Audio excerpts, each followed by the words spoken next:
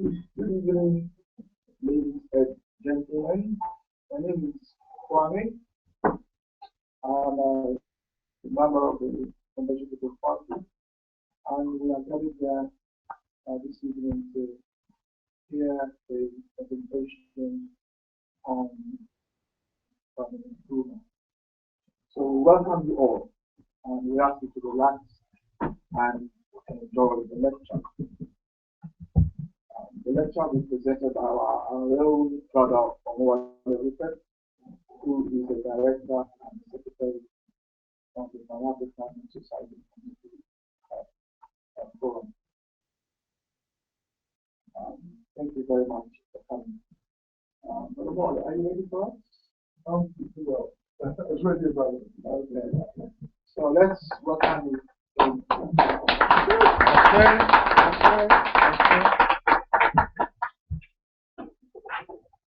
Let me say warmest greetings, everyone, and thank you for coming this evening. I'm actually deputizing. I was not supposed to be delivering the Kwame Nkrumah Memorial Lecture this evening, but for reasons beyond the control of both the Pan African Society Community Forum and the Convention of I've been brought in as a late substitute. So to some extent, I'm going to be ad-libbing, speaking almost off the top of my head in some ways, although I started putting a few days a while ago. Some of you will have noticed. Into today's lecture, the Kwame Nkrumah Memorial Lecture of 2014. I'll be speaking to the theme of 100 years since the World War. So the 100th anniversary, the centenary of World War. Because it's now 2014, the First World War started in 1914, and in fact in the summer months it will be the actual centenary. I think a lot is going to be made of that. Now, we are in the West Indian Association of Service Personnel. So it's an appropriate building for us to be dealing with this subject. So that's the general theme, that's the location. We can see how things are tying together to make this appropriate for today. The actual theme that I'm going to speak to is the world wars were really about Africa. So I'm going to be putting forward a thesis. The world wars were really about Africa, and we do that within the context of our ongoing studies of conscientism. I had promised to do a presentation on this subject as part of the conscientism study program that we're engaged in, the CPC and the Pan African Society Community Forum. That hasn't happened, and so today the lecture, if you like, will double as one of the contributions I've actually promised to make. Now, just to tie it into conscientism a little bit, yeah? Conscientism is a fantastic book. Conscientism was written by Kwame Nkrumah. It speaks to our philosophy as a people, philosophy that we need, well, the philosophy that was actually used to defeat colonialism, and the philosophy that we need to understand and adapt so that we can defeat the next phase, which is holding us back, that's neo-colonialism. And so for those of us that have been here since the beginning of the conscientism study, I'm going to take us right back now to the first paragraph of the introduction. I've got a photocopied version here, and I'm just going to read the first paragraph of the introduction to conscientism. And it reads, the lines of the partition of Africa naturally affected the education of the colonized Africans. Students from English-speaking territories went to Britain as a matter of course, just as those from French-speaking territories went to France as a matter of course. In this way, the yearning for formal education, which African students could only satisfy at great cost of effort, will, and sacrifice, was hemmed in within the confines of the colonial system. So this lecture is an expansion on the first paragraph of conscientism. And let me just say this, that conscientism is one of the hardest books to read and understand. I think it's the hardest book that I've come across in terms of reading and understanding. And let me say this, that I read the Communist Manifesto in French. And I don't speak French, but I can just about get by in the French language. And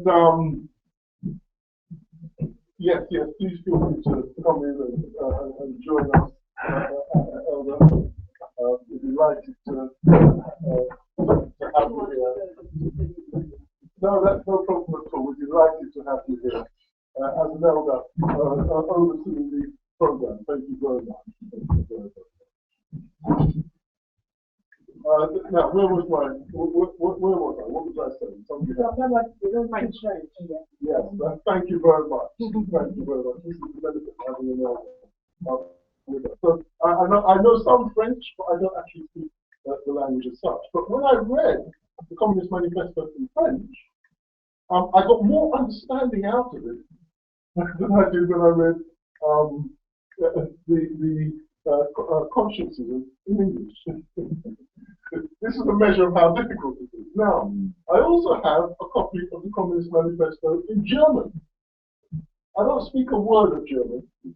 I don't know how to say one in German. I can't count in German. I don't know any German at all. But I read the Communist Manifesto in German. And I found that I could understand it, even though I don't speak a word of German. Don't ask me how that happened. Yeah?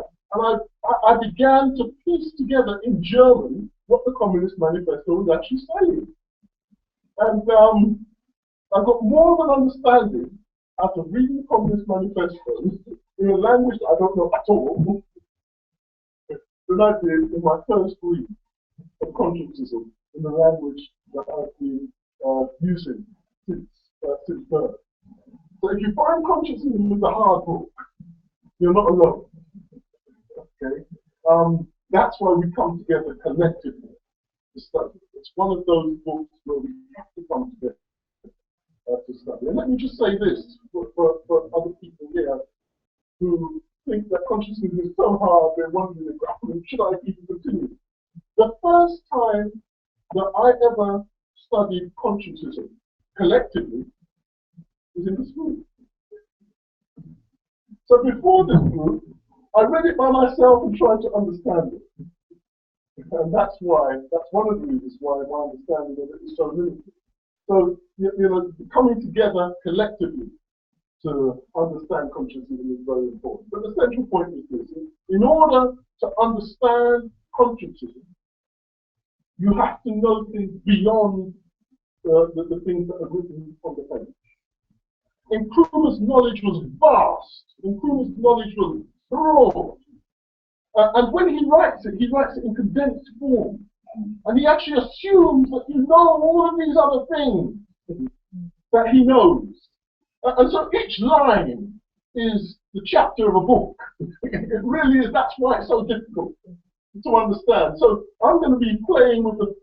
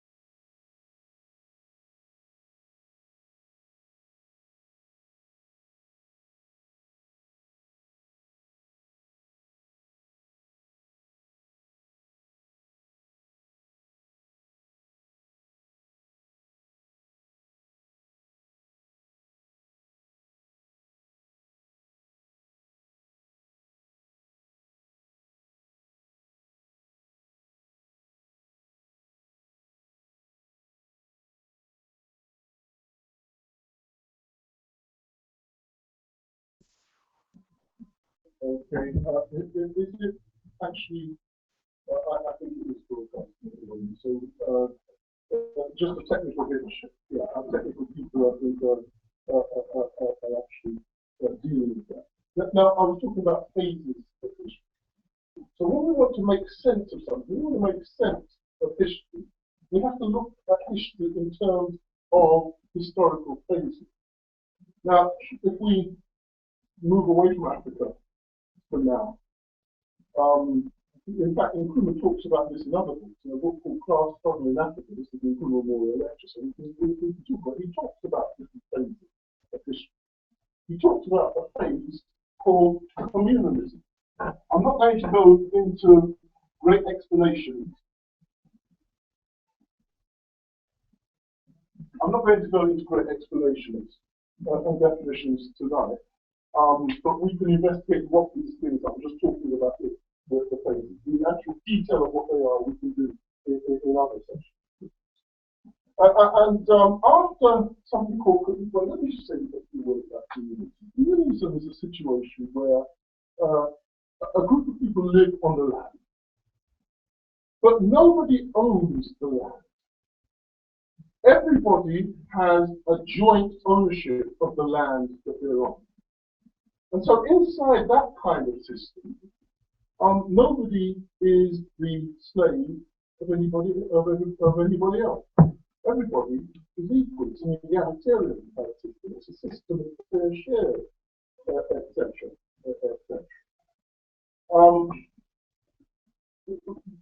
But the problem with communalism is it doesn't produce much.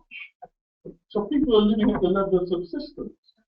So it's nice having fair shares, but fair shares are next to nothing of a starvation diet. It just means that everybody dies. Yeah? And communalism never progressed much beyond the kind of let's just have enough to eat, let's just have enough shelter, etc., etc. So humanity moved on from communalism in some parts of the world, not all parts of the world, but some parts of the world.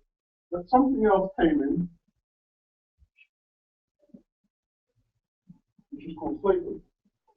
It's another phase of history. I'm not going to go into an explanation of slavery. I'm going to make the assumption that we have some idea of what slavery is, the effect of our bodies in our lives. After slavery, in some parts of the world, not all parts of the world, a system developed which is called feudalism.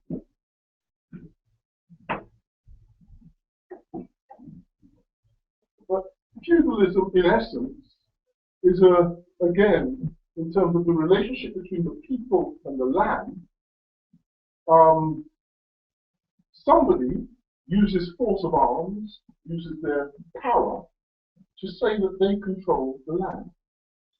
So there's a small group of people decide that they own the land, and they have enough force of arms to make sure that everybody else has to obey. And because they own the land, suddenly they also own everything that's on the land, including the people. So then what you have is a new version of enslavement through land. And if I'm one of those people who claims to own the land and has a force of arms to make everybody else obey my notion that I own the land, then I can charge you rent. And you have to pay it. And if you haven't got money, you have to grow things on the land and you have to give it to me. And you have to do things with the land and give me the proceeds. And so in a nutshell, that's a very simple explanation of feudalism. And in feudalism, then you have, after you've got the landlords who own the land, this is where the lords come from, the landlords. Then you have the Lord of the Lords.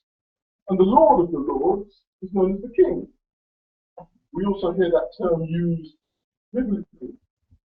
But the Lord of the Lords is the King. So the Lords decide that there's one of them who is the supreme one.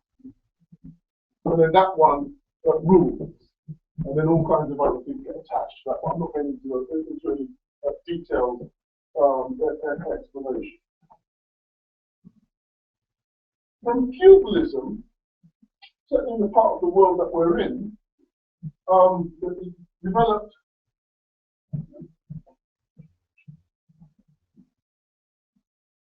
a system called capitalism. Now, I'm not talking about, I'm describing these things, but I'm not talking about the nuts and bolts. But in essence, what is capitalism? Well, if we go back to the analogy of land and the relationship between the people and the land, and in feudalism, you had a situation where some lords took control of the land and had a lord of lords on top of them, who they called the king. Well, when you move beyond agricultural production to mass production, the idea of factories, for instance, you've entered the domain of capitalism. Production takes on a different dimension. And it's that industrialization that distinguishes, or is one of the key distinguishing features between feudalism and capitalism. So when you start the mass production through factories, that systematic mass production, you enter into the phase of capitalism.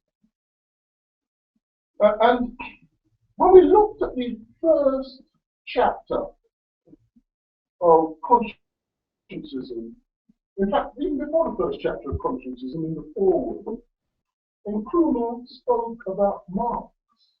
Not just Marx, but Marx is one of the people that he mentioned in the foreword. And one of the things that Marx predicted, that's a whole area of study, and we did spend some time doing some study there, is that after capitalism, the phase of history that we're in now, will come the system called socialism.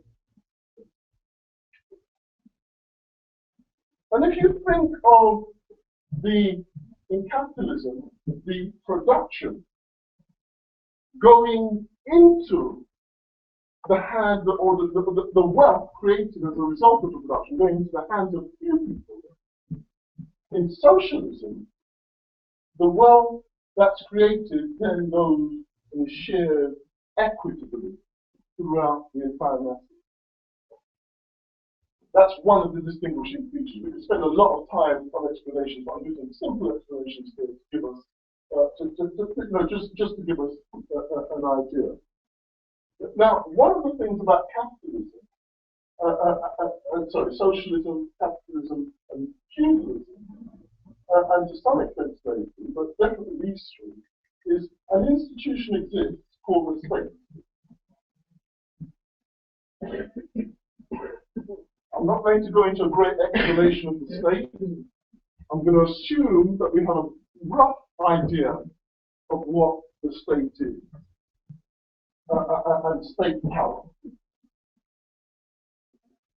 And I only mention this because Marx predicts another stage that comes after socialism, and that is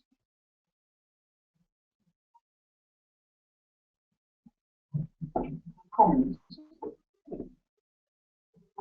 And one of the distinguishing features between socialism and communism is the absence of the state. So in other words, we're going full circle. Communism and communalism are similar sounding words. It's not coincidence that they're similar sounding words. The principles of communism and the principle of communalism and the principles of communism are the same. But one of the key distinguishing features between them is production. Remember, here we have agricultural production here, industrial production in these parts here. Well, that production reaches an even higher point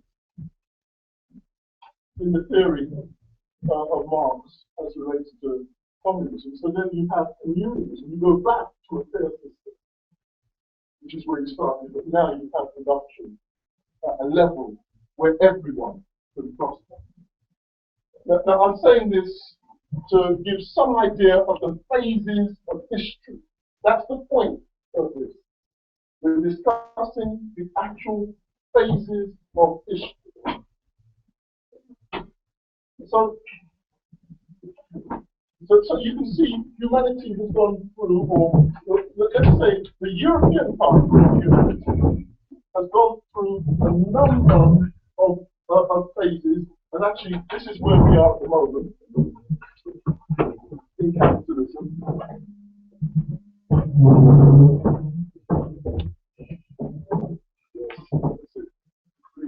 Greetings, my brother, greetings, my sister. Glad for you to come in and join us. Now, let me just explain. Okay, I'll just allow Sister Brothers to settle a little bit. Let me just say to Sister Brothers that this has been broadcast live. That's what the computer is doing. So it's very important to not the computer or anything. But that's doing the actual live broadcast. Now, those phases of history, at one level, apply to the whole of humanity, but actually, quite specifically, this applies to Europe. These are not the phases that Africa has gone through. Africa had a communal history. Some parts of Africa, well, we have notions of slavery as well in Africa. But let's not mix it up with the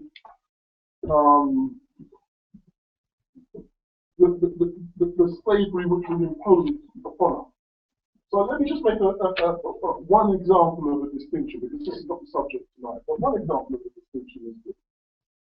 I want you to imagine a community, and in that community you have no prison, you have no mental hospitals, you have none of these kind of grand institutions that we have taken for granted now.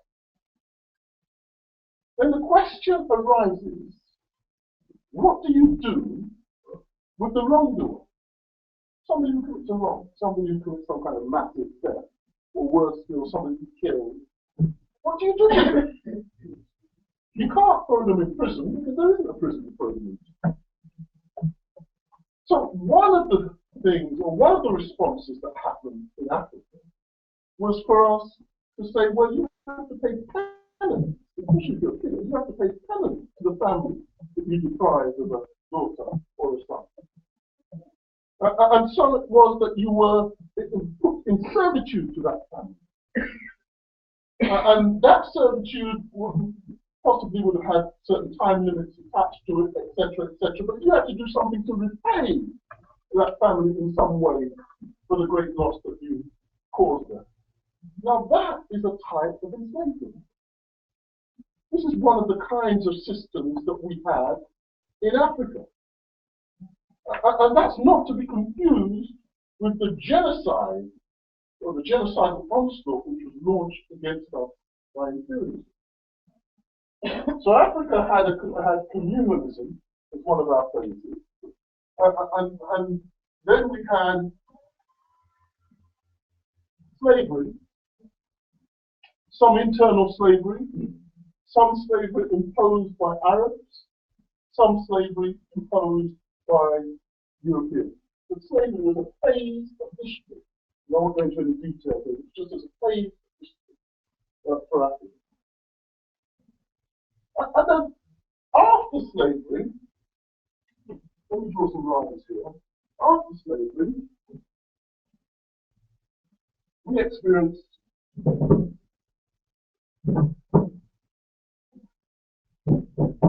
colonialism. Let me say that colonialism coincides with capitalism.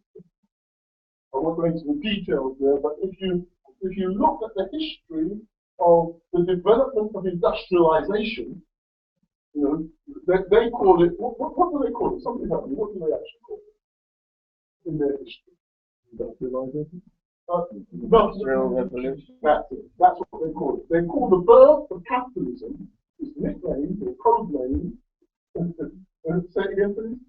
The Industrial Revolution. Industrial Revolution. That's the birth of capitalism in the sense that production has reached this new level. Yeah? And it's when production has reached this new level that they're abandoning slavery and moving to colonialism. Because they understand that it's a system that will bring more profits to them. And there came a phase where we actually defeated colonialism.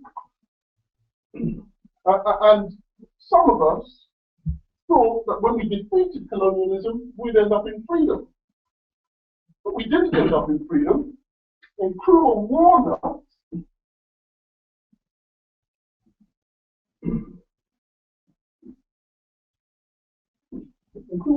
us of neo-colonialism. And this is the phase of history that we are in now. So the phase of history that we are in now is the capitalist phase of history across the entire world. And the way that it impacts on us as African people is neo-colonialism. That's the phase of history that we're in. So all of that was to say that there are basically four phases of African history. There's colonialism or communalism. There's slavery. There's colonialism. There's neo-colonialism, which is where we are now. And of course, the idea then is that we move with the rest of the world towards something like, I don't want to get bogged down in stuff around socialism, but socialism and communism, if you follow the notions that have been put forward by Marx. And socialism can mean different things in different places. So let's not get excited by, but some people say this is a white man system. I'm not going to get into these arguments here. That notion is actually an incorrect notion because socialism applies differently in different situations. So for instance, let's rid ourselves of the notion of socialism or the loathing that it has on it. Imagine house building as the example. You see in one part of the world, in Herero land, the building of a house traditionally may have been involved the using of twigs, for instance, to build a hut. Twigs, mud, etc., to build a hut. So the Herero people may well have built their houses in that way. The Eskimo would also build a house, but their environmental circumstances are different. So they would use what they have available to them. And they didn't have twigs and mud, etc. available to them, and it's very cold where they are, so they had to use what they had, and they did what they do. They're both solving the same problem. They're both building a house. But those houses are very different. And if you take the igloo and put it in Herero land, it will melt. So it's no use in Herero land. And if you can't, unless you're going to import all of the twigs and mud up to where the Eskimos are, the house built by the Herero is no use to the Eskimos. They're both houses. They're both solving their problems of housing in the way that's appropriate to them. And if we understand that, then we understand that something like socialism does not apply in the same way in all parts of the world. It must take account of the culture of the people that it is it's been used to solve the problem for. I won't go any further than that. I'll just leave it with those notions so that we don't get too heated up around certain types of words, socialism and communism, tend to be words that are attacked, especially by people who really don't understand what they are. But the whole point of this is to talk about the phases of history. And this lecture is actually going to focus mostly on what happened in the colonial era. I thank you for that. It's good to have alternative colors.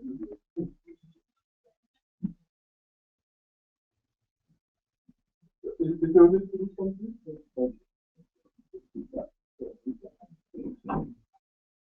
So just touching on slavery, the imperialists, when they enslaved them, spent a lot of time fighting amongst themselves for superiority. Is anyone here from the island of Jamaica? Okay, I can see that there's some people here from the island of Jamaica. There's a place called Spanish Town in Jamaica. Why is it called Spanish Town? The Spanish rule, the Spanish were doing enslavement themselves. Yeah, absolutely. So the Spanish claimed to own Jamaica at one point. In fact, they stole it from the Native Americans, the Arawaks, etc. Yeah, Taínos, etc. And then the British came and stole it from them. So thieves were robbing thieves. Pirates. Yeah, pirates, etc. Thieves were robbing thieves, and that was the relationship between the European nations. You notice that Holland hasn't got, it's only got one or two little places in the Caribbean. St. Martin is one of those places. They've got half the island, which is split with France, etc. Even though Guyana is not in the Caribbean, they've got a little bit of Guyana, etc. But they've got the South Caribbean, they've got Aruba, Bonaire, and Nkrumah, for instance. So they've got little bits. But basically what happened is theirs got stolen by the other thieves. Yeah? And then you had all this theft, grand theft going on between different European nations. So for instance, the island which was stolen the most was the island of Dominica. It's funny enough, we got the flag of Dominica. just by coincidence, we actually got the flag there. It was stolen 13 times between England or Britain and France. They kept on stealing it from each other. Yeah? And that's not even including the main theft from the Caribbeans who inhabited the island. So it was a war amongst thieves, and in fact that war was brought to an end, or a tentative end, in 1803 with the signing of something called the Treaty of Amiens.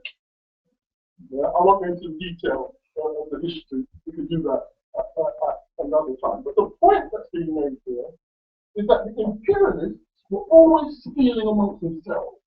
They wanted the whole of the wealth for themselves.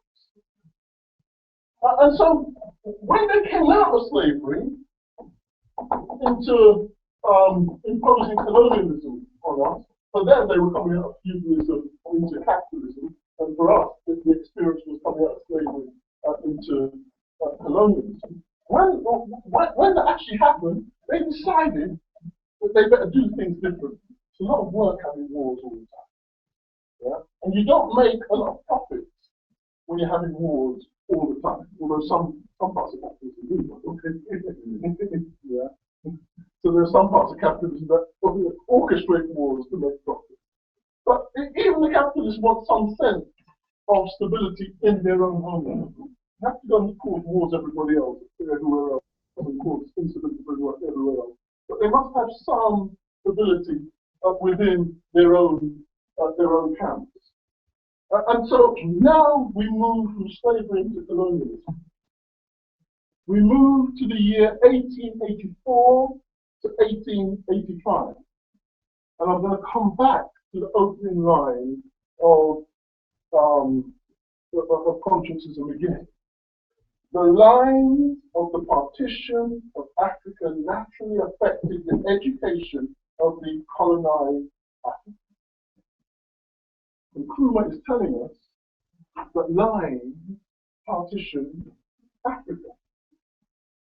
And that actually took place, let me look at those notes that I scribbled a few minutes ago, between October 1884 and February 1885. That's when those lines were scribbled.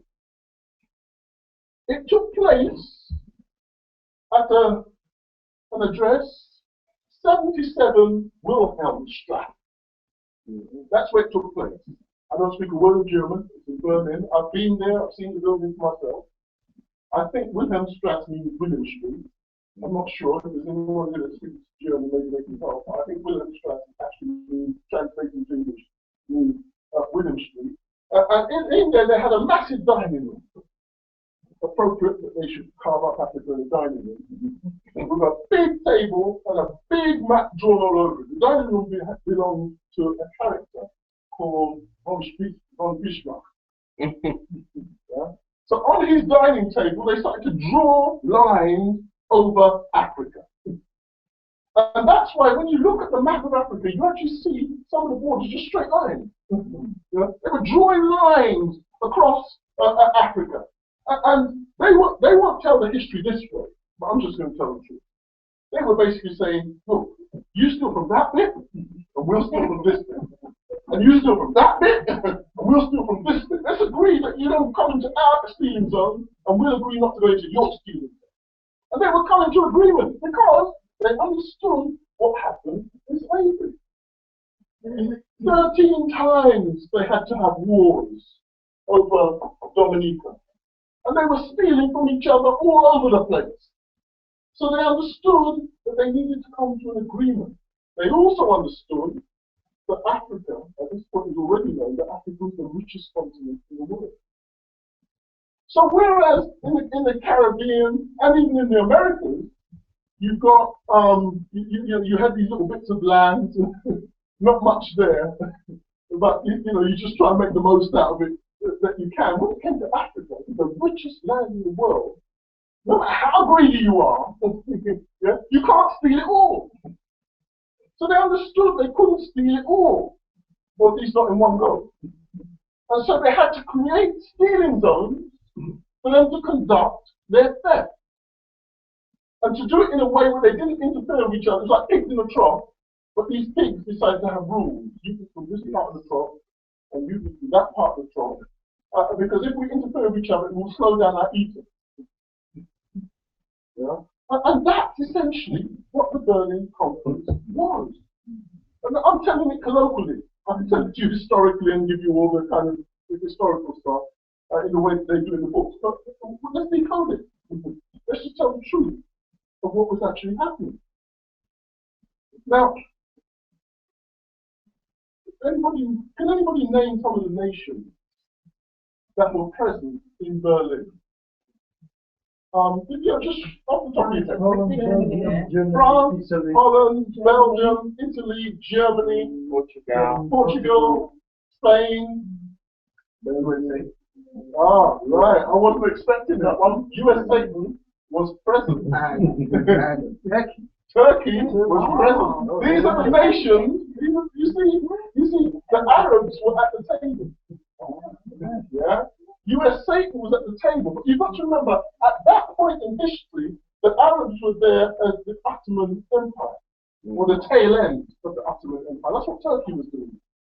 Yeah, so it still had a certain amount of kudos, even though it was a dying empire in that sense. So they had their position at the table. US Satan was now an up-and-coming nation, and so they had a place at the table. Because remember, US Satan had defeated Britain. In the Boston Tea Party, all of that history. So they had a certain amount of standing in the imperialist world, and they were present there as well.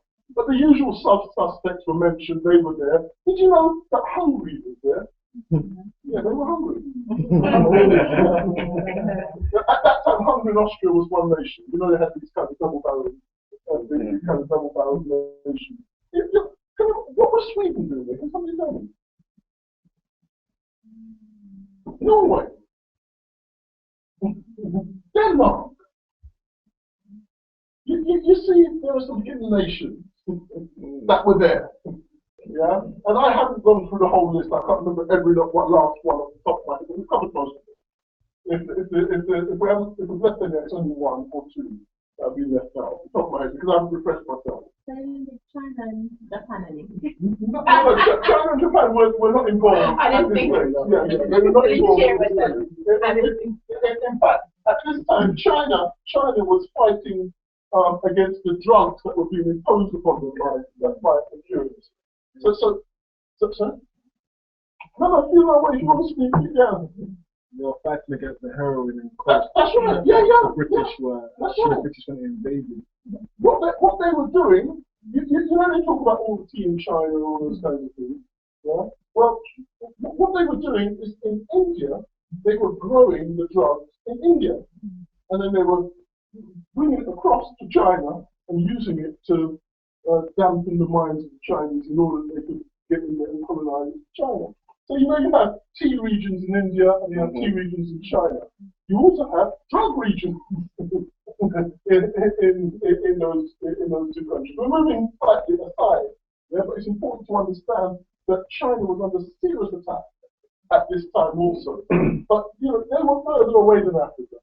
It was much more difficult for them to get there in any kind of force in order to create the mayhem that they did in Africa. But that's an aside. Coming back, the point of the Berlin Conference was to carve up Africa. And the two nations that got the biggest share, remember Germany is now a rising nation.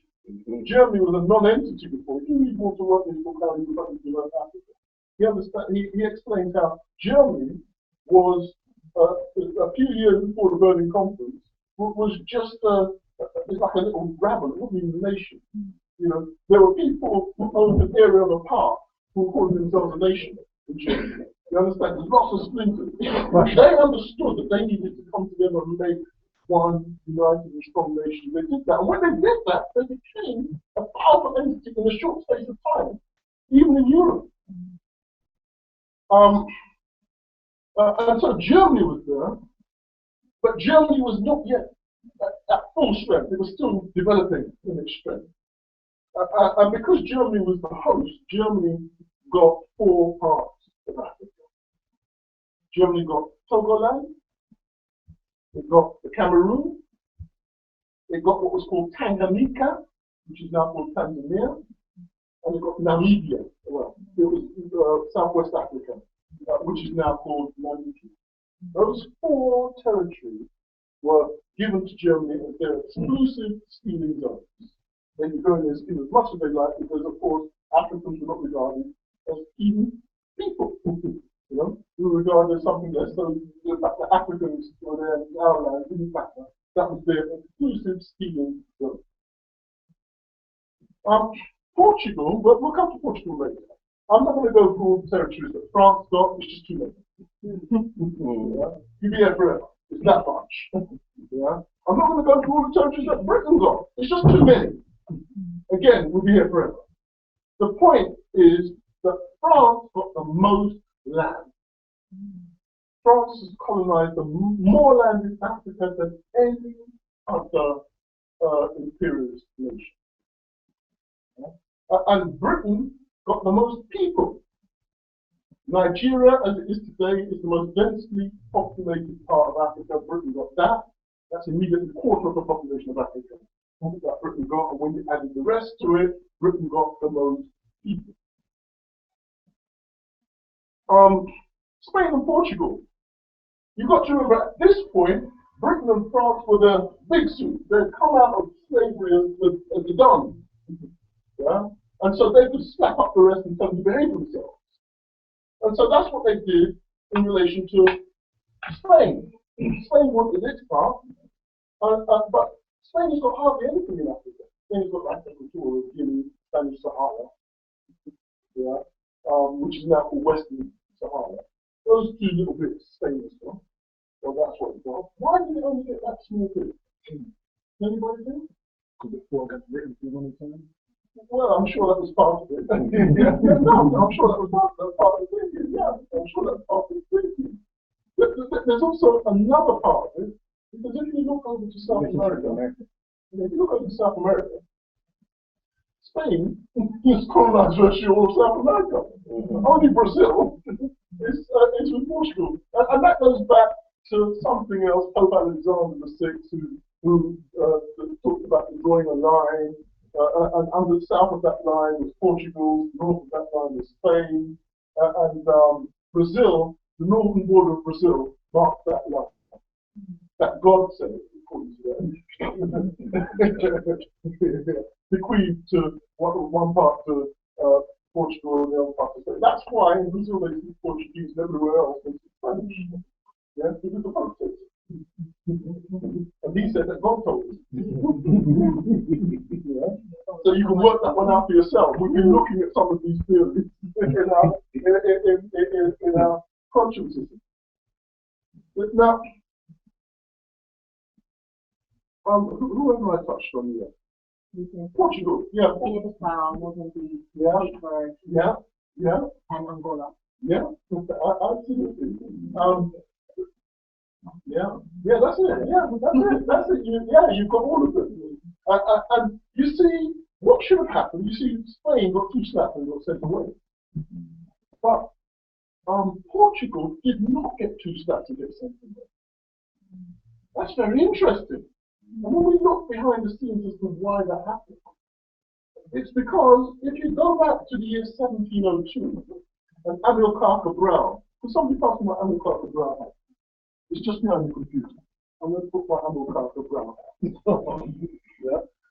I have to say, I'm digressing, that I've just come back, I've just, the African Society Community Forum has just had the honor of interviewing the elder who orientated Amilcar Cabral.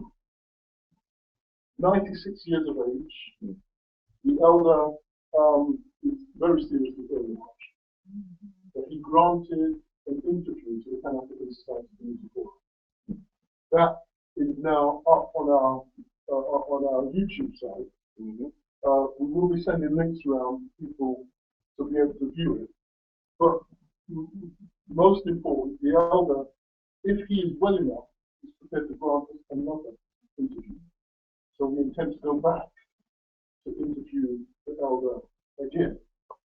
And Amilcar Cabral, I won't go into details, one of our greatest heroes on the passing of Yosajipo Kwame Nkrumah. He spoke about the cancer of betrayal.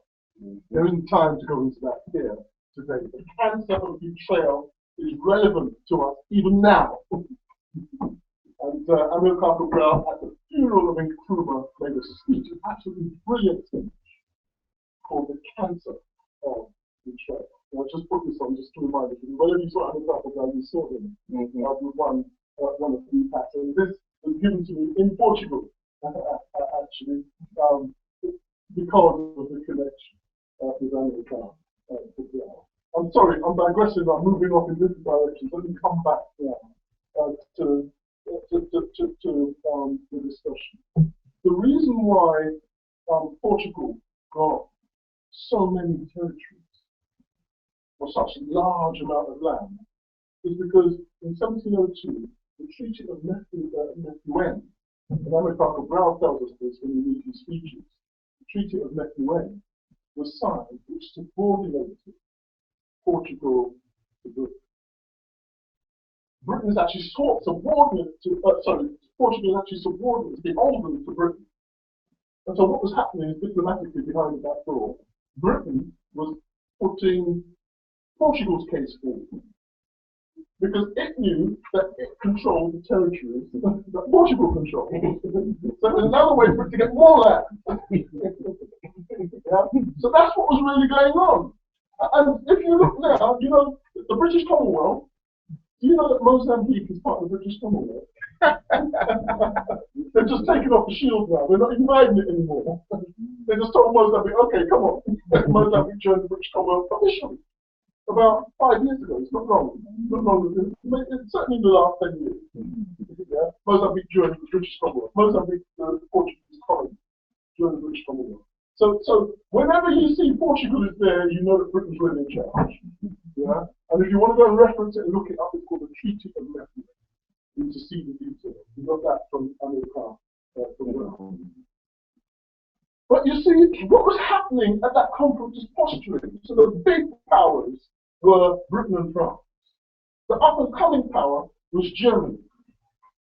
And the richest part of the richest continent in the world is where? Congo. That's it, the Congo. And they couldn't agree what to do with the Congo. It's just too rich. They all too agree together. It's just too rich. So you can't let anyone have it. Yeah? And so what they did in the end is they gave it to an individual. They didn't even give it to a nation. People think it was given to Belgium. It wasn't given to Belgium. It was given to an individual, a character by the name of Leopold. They called him a king. This was a savage. Yeah? This savage used to chop off the hands of African people. Yeah? We've actually got photographs of all of this kind of evil that he was doing. Yeah? And what he was doing is he was trying to get as much rubber out of the Congo as he could, and he would send Africans into the forest to go and get the necessary ingredients for what he needed for his rubber. And if they came back without the quantity that he wanted, he chop off their hands. This is the savagery. He's responsible for the genocidal murder of 10 million African people. That's a massive contribution to the destruction of our population. This was the character Leopold. Now, why was he behaving this way? Because he understood that he was a non-entity politically.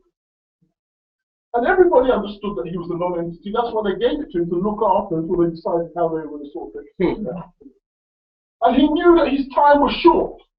And because his time was short, he had to be more savage than the rest of them, because he didn't have the certainty that, or the belief, I should say, that in 100 years' time, you know, he or Belgium or his descendants or whatever would still have it. So he had to do the most barbaric kind of colonialism against our people in order to extract as much wealth as he could before the big boys came back to decide what to really do with the conflict. So this is a rough summary of what was done at this dining table in 77 World Manchester. It's a rough summary. And then they tried to pretty it up, and they created something that they call the Treaty of Berlin. You can go and read about the Treaty of Berlin, and they lie through their team. And they lie through the presentation. The facts are there, but they lie to make it look good. You know, so they put it into law, the Treaty of Berlin.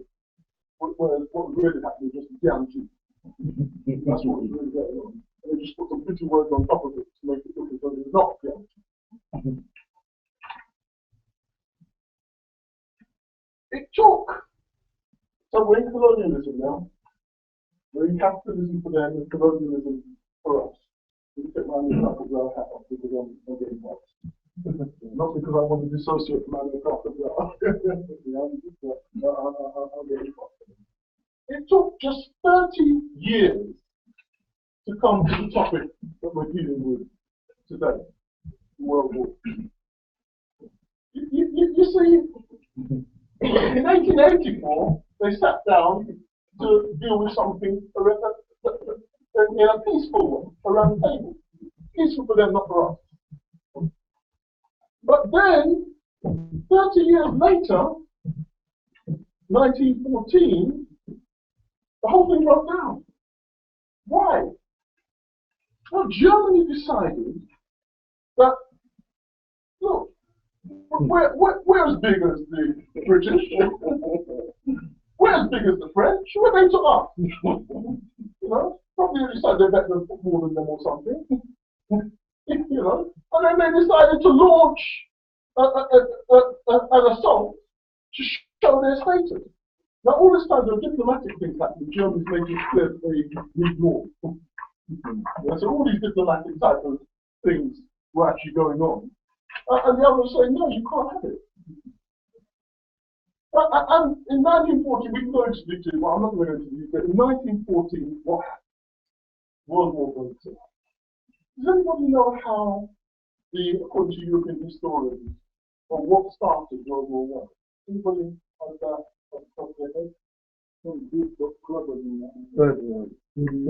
Australia. You got matched up. Sorry? They have all of these stories that they put out as the history. They have all of these stories that they put out. You know, the act, war is about land. Just as a piece. If you steal somebody else's land, they come and fight you. That's what war is about. They talk about, oh, some queen disrespected, and so we have to go to war. All these kinds of things, rubbish. War is about land. Yeah?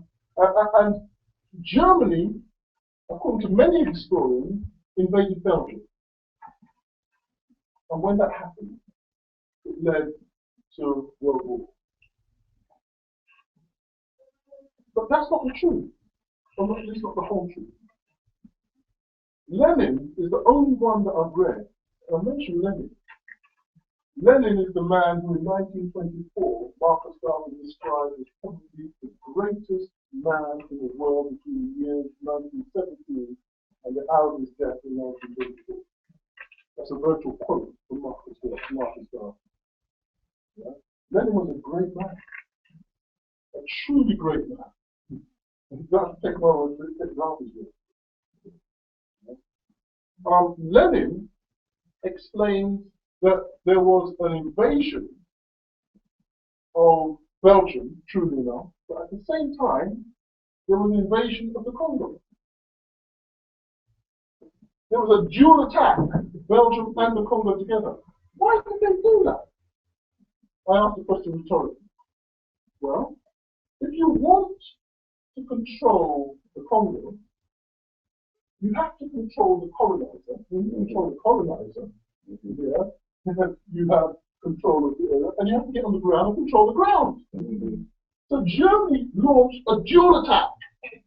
One part in Belgium, and they invaded and took over Belgium, and then they invaded the Congo at the same time. You control the colonizer, you control the land, they colonize, you run it.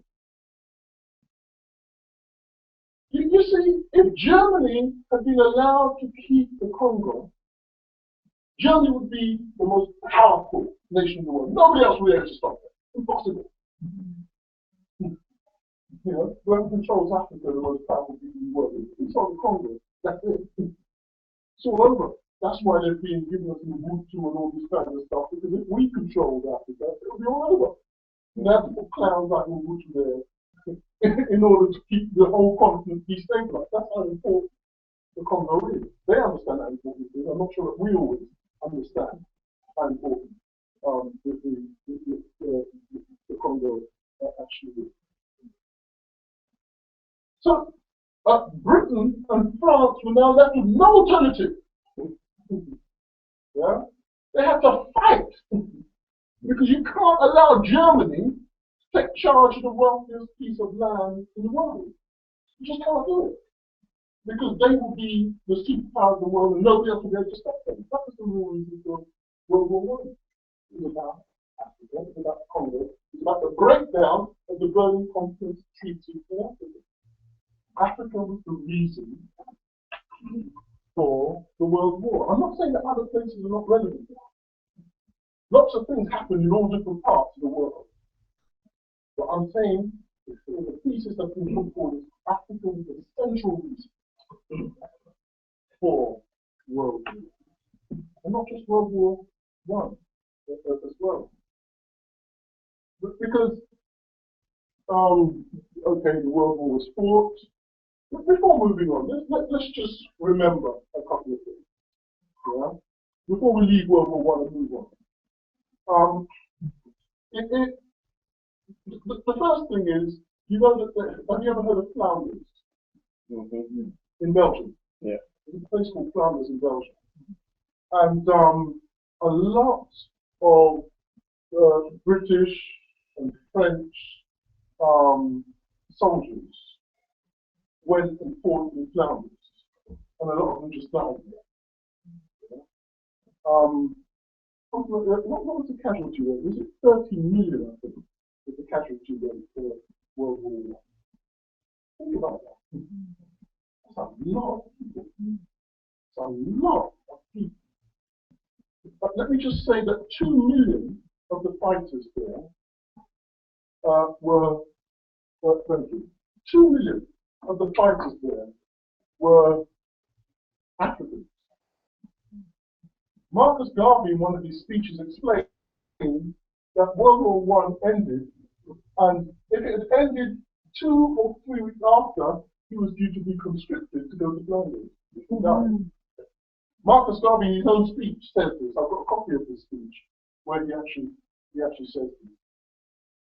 And the World War I is one of the reasons why, in 1914, when UNIA started as well, one of the reasons why UNIA became the massive organisation that it became. I'm just putting this as an aside so we can get some sense in terms of the history. Another interesting thing that happened, I'm just picking on points now before moving on, was in what was then called Messiah Land. Messiah Land today is called Malawi. There was a reverend by the name of John Chilombo. You can read about him in all the Robin. Yeah? John Chilombo, in the Garvey papers, you read about John Chilombo as well. Okay, these are some of the connections. Yeah? John Chilombo led an uprising of African people against the British in Africa during World War I. And so, what happened? The Africans rose up to defeat the British and to clear them away from the land. But the Germans, instead of fighting with the Africans to defeat the British, joined with the British against the Africans. They united as white people. They stopped their war. They're in the middle of World War now. 30 million people died. They're in the middle of World War, 30 million people died. They stopped their war. Yeah? They joined forces, combined their forces, fought against the Africans, and then when they finished defeating the Africans together, they started back their war again. Perhaps there's a lesson there for us. I'm just mentioning this as an aside. Let's move on. So, in a nutshell, we come to World War II. And there's this notion that Britain invades Poland, and through invading Poland, you see all speeches with this arch racist imperialist Churchill delivering a speech saying that they're declaring war on Germany. Now, I suppose there are 2 things here. Germany invaded and occupied France. Does anybody work out why it was that Germany invaded and occupied France?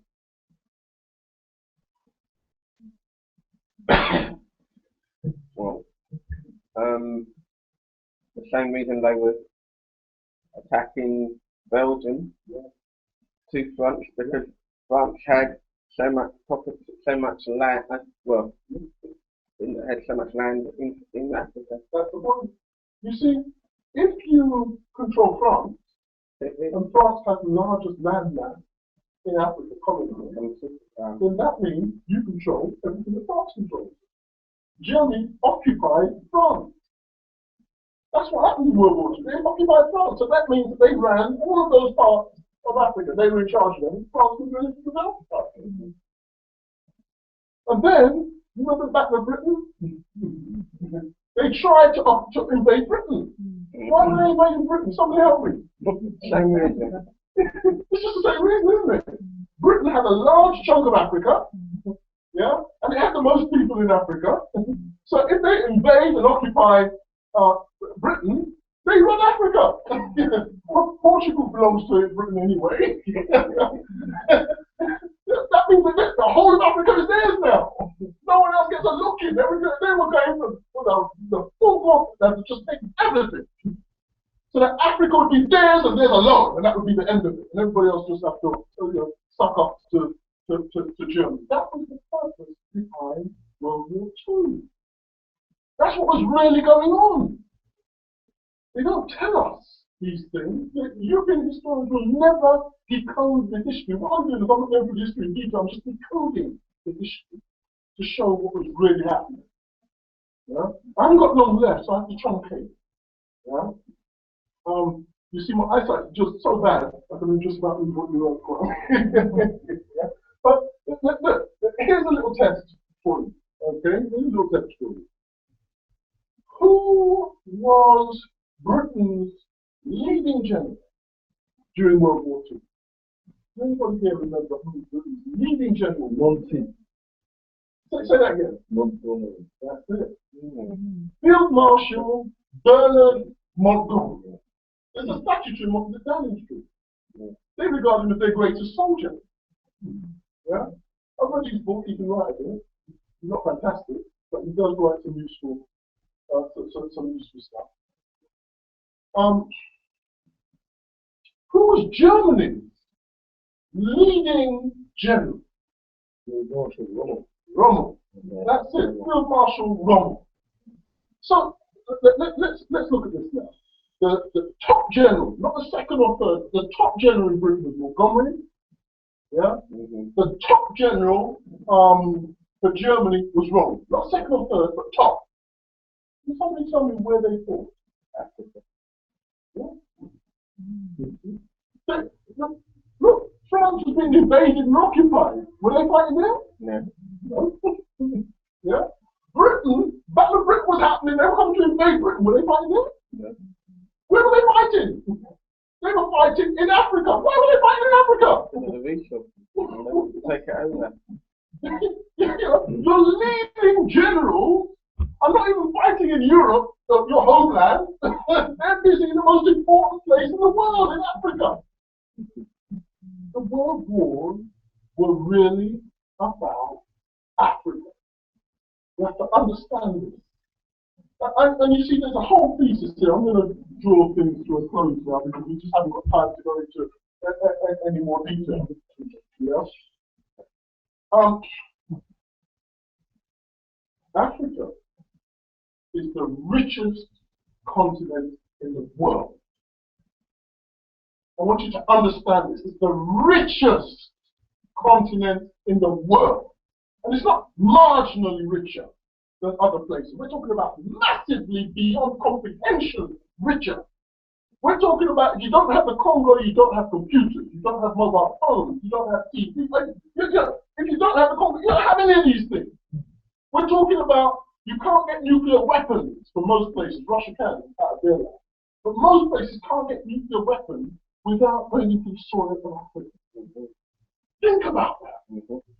The hardest substance known to humanity is diamond. Where do you find the masses of the world's diamond? Congo. In Africa in general. In places like Sierra Leone, you can walk on diamond. Yeah. Let me give an indication of how wealthy Africa is. This is according to the United Nations. Yeah? They did some research, and I've got a copy of not the actual research, but a reference to the research in some of the books that I've got at home. And they studied all of the plant life. All of the plant life in the whole of North America. And they counted up every different species of plants that they've got there. Yeah? And they listed them and numbered them, etc., etc. How many plants do you think they found in North America? Just roughly. Just roughly. How many different plant varieties do you think they found in North America? It's a lot less than that. It's a little bit more than that. It's much less than that. But let me, I mean, we're playing with figures here. They found 1,000 different types of plant species. in the whole of North America. 1,000. Yeah, 1,000. Yeah. And then what they did is they repeated that same process in Ghana. And how many different varieties of plant species do you think they found in Ghana? We're not talking about Africa, we're just talking about Ghana. No, it wasn't that much. No, it wasn't that much. 2,500. You're close. 5,000. In just Ghana. Yeah? Remember, Ghana is just a small part of the motherland. Yeah?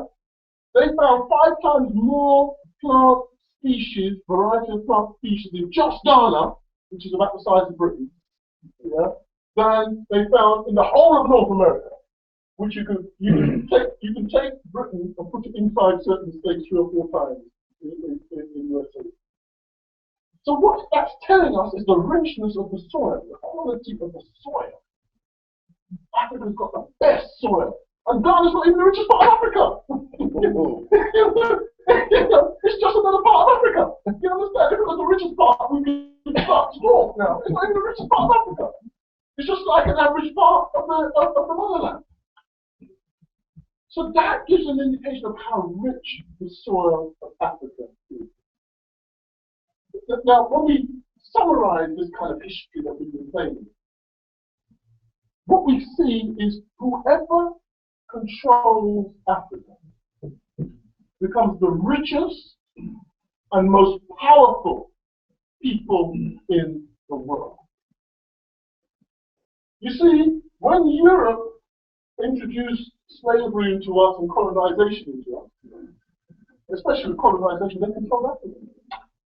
And because they controlled Africa, they became the preeminence of the world. They became the most powerful entities in the world, so they had world wars to slow themselves down. Because they controlled Africa. Now, in the phase of neo-colonialism, everybody wants a bit of Africa. China's coming for Africa now. India's coming for Africa. India and Pakistan got nuclear weapons. They haven't got the ingredients of nuclear weapons in their soil. They have to make dodgy deals with Tanzania and these kinds of things in order to get the ingredients to create the nuclear weapons. So whoever controls Africa becomes the most powerful people in the world. Everybody else seems to understand this apart from us. And so they're all coming for their piece of Africa. And they're all grabbing, they're all doing land grabs in Africa. But the only people with a genuine claim to the land of Africa is us, African people.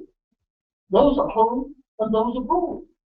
We are the only people in the world with a genuine claim to the land of Africa. And you see, what will happen is when we understand this, when we truly understand this, we will take Africa back. And when we take Africa back, we will become not only the richest, but the most powerful people in the world. And it will be our duty to use our power to bring justice to humanity. I'm going to close there. Sister Rose, thank you very much.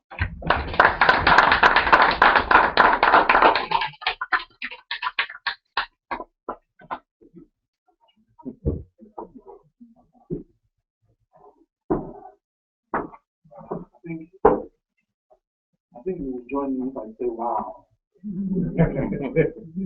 Wow. If anybody wants to know why PACF has been divided, you've seen it. If you want to know why PACF was attacked and divided,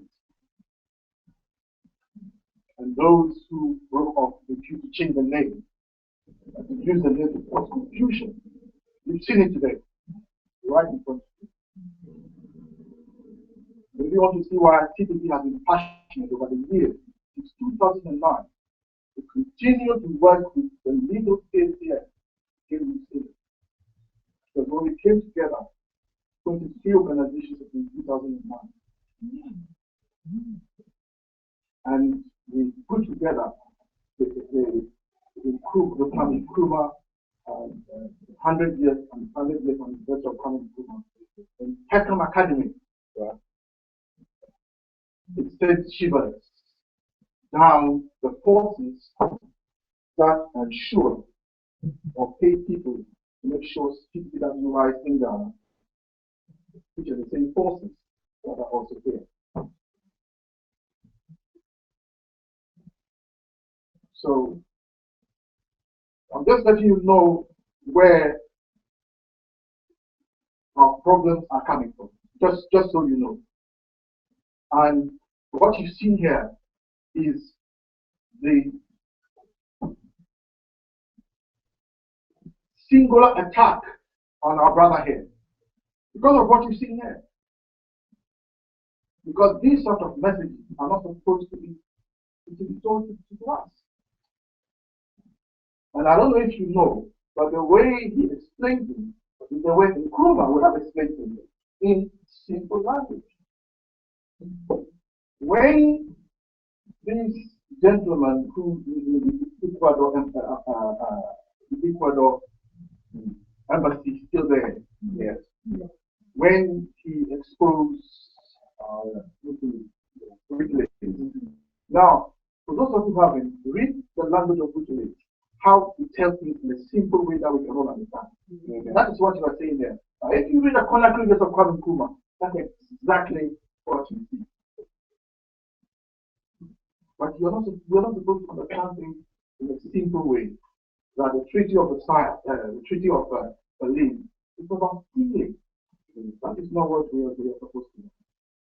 And it happens me, Brother Wale, to hear you speak of the cause of the World War, because one of Ghana's top soldiers that Nkrumah trained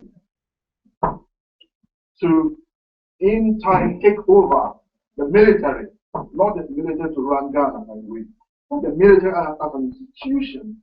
Because when we came out of colonialism, the white men were those who were the officers. So there was need to train Ghanaians to take over. So Nkrumah had to take some people to train them. One of those people, who is the top soldier of Ghana, told me personally that the World War, the causes of the World War, was Africa. He didn't tell me the one, but he has confirmed it here. So if you didn't know, that is the reason we had it today. And so I would like, on behalf of all of us, to thank our brother here. I admire him so much, and I love him as a brother. And apart from the organizational relationship between place here, if you like, I am also personally attached to him because I learned so much from him. So, brother, we'd like to thank you for this wowing lecture that you've given us, and the way you've broken things down for us to just understand in a very simple way. I'm sure if my 14-year-old child, not that I have a 14-year-old child, if my 14 or 12-year-old child was here, he or she would understand this. So, brother, thank you very much.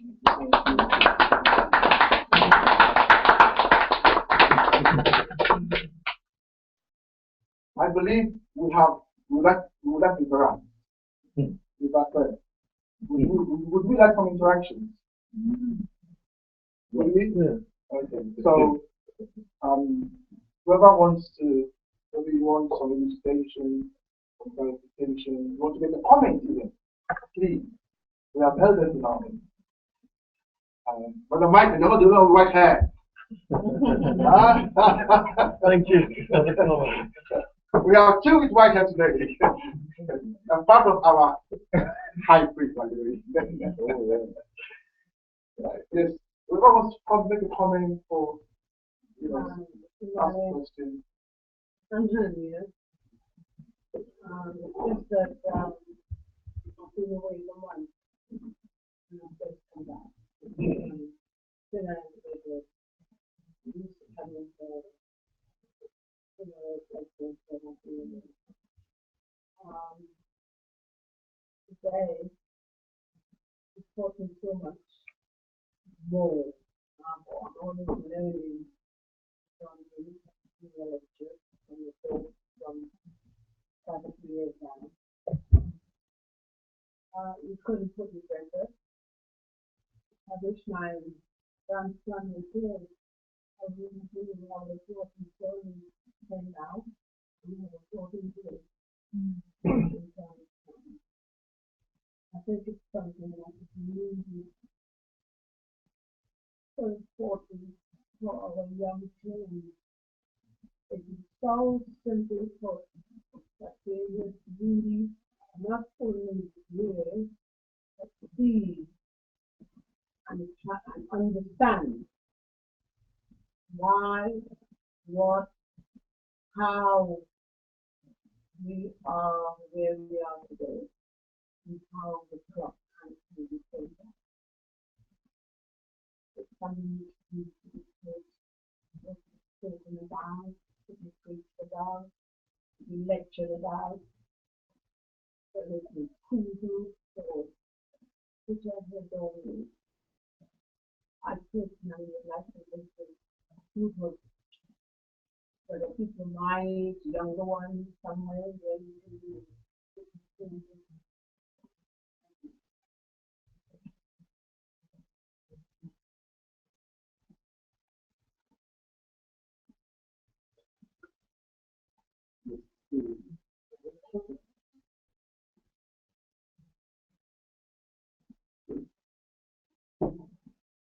Yes, Kwame. Kwame. Yes, listen. I've been missing for a while and I've been really inspired and almost lost for words. But as the sister just said, We are not in English. oh yeah, so it wasn't intentional, just something going on at once. I'm being the wrong side of London, rather than south side or west side, which is not shown on the shop. That's but coming back to basics, we'll follow on to what the sister just explained in terms of missing links and historical analysis and lies, damn lies, and politics. I mean, I remember going back to what you were saying about the defense and the wars and disorder in the world. The reason I challenged, even at school, in terms I was about 15 and asking the history teacher, what made the thing of Benjamin? Why is it that they call these things world wars? And apparently half the world didn't even know about it and didn't give a damn either. But it was, I was referred to as European tribal wars. But because they weren't African, we hear the word tribe and we assume that white people are tribal. But when you look at what happened in terms of those wars, it was basically tribes fighting each other. You know what I saw about it. But not that the historians were really didn't want to talk that sort of language. So I was asking them basically, how is it that in such a small area of the world, they could create so much aggravation about people dying? And the fact that, like you were saying, it was really just about Africa, but they wanted us to believe that some attribute was shot in Africa and was here somewhere, and therefore, as a result, everyone went bananas and started shooting each other, and this they called it a world war. I think all at that time, when you're looking at Western Europe, it's all in between that little border between Germany and Poland and England. But that is not even a tenth of the world. But somehow they call it a world war. So I'm listening to the historian. How did that become a world war when it's not even having anything to do with the world itself? It's just in Europe. So then, as a result, I never did the GCE. I just packed up the whole thing because it wasn't making any sense. And only today I realized why it was that the historian didn't even want to explain to me the fact that this whole thing was lies, damn lies, and politics. But never mind statistics. So today it has been enlightening to realize that, in like statistics in simple terms, this should be not just a challenge, but to be given to the world in terms of our world, the black world, the African world, should be able to have this transformed and pushed across in terms of the intelligence and the communication systems we have, and let, like I said, our youngsters know about it. Because I think that's what the delusion within our young community is the fact that even as a middle-aged man, I realize that there's so much dysfunctional systems going on in our social structure because of that lack of understanding of where we are at, where we were, where we are now, and where we have yet to go. And, Thank you very much. Thanks for your contribution. I mean, I can say from personal experience that the KCS, CPT, and the AAPRT and unity that was then there at the time. I mean, now it's split up, where the APRT is working with the other KCS, and we are still working with the KCS that we believe we know. We have some of the founding members here, so we know this is the right thing. Now, one of the things that we've always done and wanted to do was, in fact, I don't know if you know, but in Nkrumah 100, the theme was defeating African freedom. This was a theme. But this is a thing, and then we agreed to work together at the time. For the ministry groups, we agreed to work together. Some of the groups in the other PACF were against us working together. Anyway, now, this thing means focusing on what? On Africa. And some of the guys there wanted to focus on Jamaica. They didn't like the idea of having a group that focused on Africa. I'm telling you some of the reasons why this split has come, so you know. Yeah. Yeah, but that was, they preferred that than having, although they call themselves Pan-Africanists, by the way. Nkrumah said that until and unless Africa is united and strong, Africans will not respect themselves, and others will not respect Africans. And so, if Africa is respected, that means our Trinidadian friends, brothers will be respected, our Jamaican brothers will be respected, our African American brothers will be respected. So this focus on Africa was what was meant to emerge out of us working together in 2009. And someone was not happy with that. So they had to do everything to split the group up. Hence, the number of us here who are here enjoying this wonderful lecture. But as it should have been a larger group. So Brother Kwame, thank you very much. We know you are on the other side, but you can sacrifice some of your comfort and travel down here sometimes. It's all about sacrifice. And so yeah, any other comments, any other points, any other questions? If not, then none, I believe no. Then I will, on your behalf, the message must be, it's got to be like Jehovah's Witnesses, but not doors and I mean, it's astonishing what I'm hearing today. Yeah, so beautiful and beautiful meetings. Yeah, in fact, you are right. And I think those of you who were here last week, remember we had a brother called Tony. Yeah. One of the reasons why Tony joined us is that he can start a conversation with us around strategy, which means activism. So we need to agree on what to do.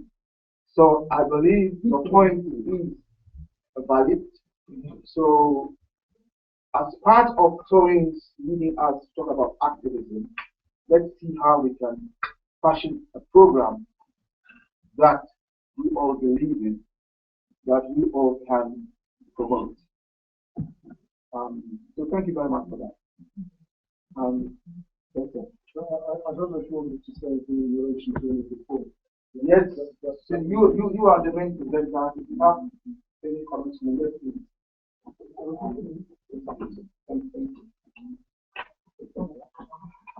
Okay.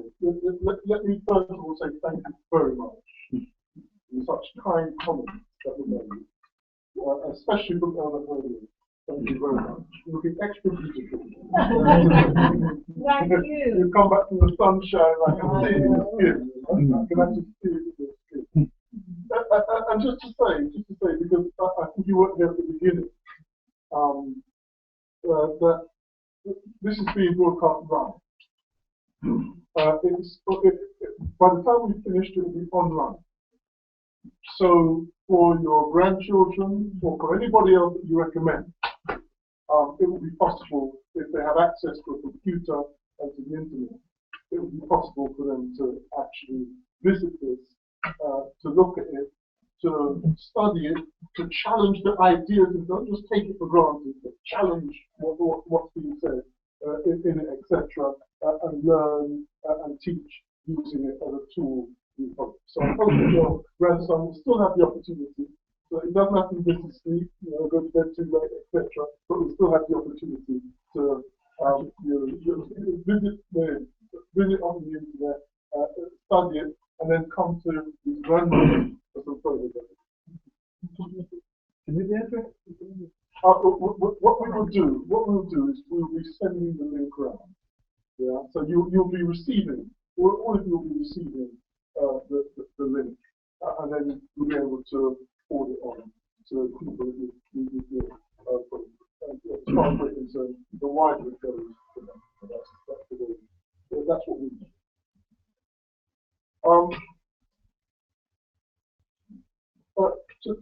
To Brother Kwame, I'd just like to say, you asking some really deep questions about the reasons behind this. Is this a tribal war? Why is it called a world war? And some people describe it as a world war, which is the common term that we hear. I've heard other people describe it as a European war, which is akin to a tribal war that you just explained. I'm one of those that described it as an imperialist war. I think it's very important to understand that it's an imperialist war. Imperialism is about land. And war is about land. Fundamentally, war is about land. And what imperialists do is they go around the world stealing other people's land. That's essentially what imperialism is. I'm just putting it in very simple terms. We can be more sophisticated in the way that we analyze it. In very simple terms, they go around and they steal other people's land. And when they steal other people's land, they call those empires.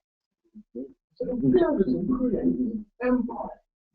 It's about land theft fundamentally. It's more sophisticated than that. So fundamentally, it's about land theft. And so when we understand that imperialism is about land theft, and we understand that wars are about land, we can begin now to do an analysis of why wars happen. Not the rhetoric that's thrown at us about, some queen was disrespected, some individual was shot, and all these things, they come up all kind of rubbish to throw us off course. But basically what you have is colonial wars are the kinds of wars where somebody or some group of people go to another group of people's land and attempt to steal it. If I come to your land and try to steal it, you protest. You say, no, don't do that. If I don't stop, you take whatever means are necessary to stop me. And so that's how colonial wars happen. And basically, colonial wars continue. The big bullies are the colonialists. And they go around and they steal other people's land. And they get quite good at it. The Romans got good at it. Going around stealing other people's land. Britain got good at it in the modern era. France got good at it. Going around stealing other people's land. That's what they do. But there comes a point at which other people's lands have all been stolen. And so then, when you steal other people's land, you're no longer stealing from the indigenous people, you're stealing from the other peoples. So what happens is one set of imperialists steal from another set of imperialists. And the imperialists who are having their land stolen from them object, because they think it's theirs. It's not theirs, they think it's theirs. And so when the imperialists start to fight each other over land which is not theirs anyway, that is the ingredient that leads to so-called world wars. It's about land, it's not about skin color. It's not even about tribes. It's about land. And so we must always hold that analysis at our base. That's what world wars are. They are the thieves running out of other people's land to steal, and then beginning to steal from each other. And when that happens, you have what's called world war. And just a concluding comment from nature, just to say this, that today, all we were doing is we were looking at the first paragraph in the introduction to consciousness. That's all we were doing. You see, we are supposed to know this in order to understand the book. Can you see how hard that book is then? Yeah? Can you see how hard it actually is? If you can take the first line and get all of this out of it, and there's more, yeah? We've got to do that for the whole book. That's why it's taken us so long. Yeah? So understand the power of the book that we're reading. And believe me, that if we are going to change the world, you should all be recommending to people to come to consciousness. Because in here, we are going to change the world. Cheers, thank you.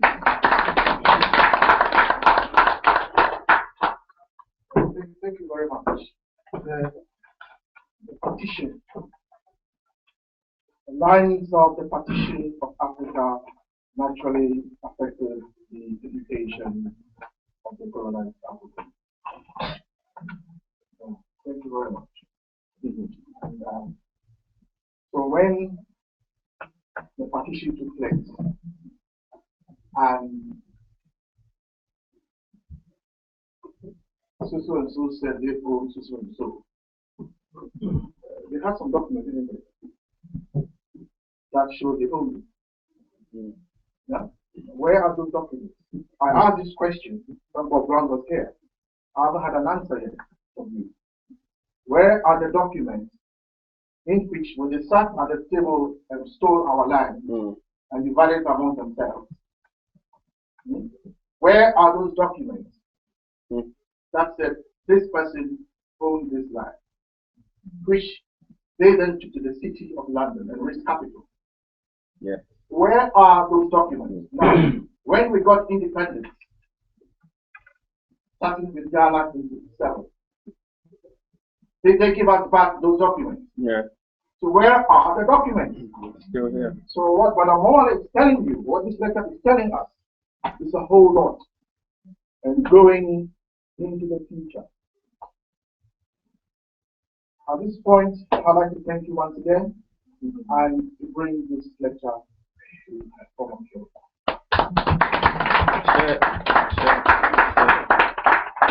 It's so great to say and enjoy the food that our sister and queen has brought us, which she holds that every Thursday. And as you can see, because today is a lecture, she's got special food, fried plantain, nice soup. As you can see, the soup is not a flat meat. So feel free to stay behind and enjoy. And should we go back, we wish you a safe trip back. Thank you all very much. That's it. That's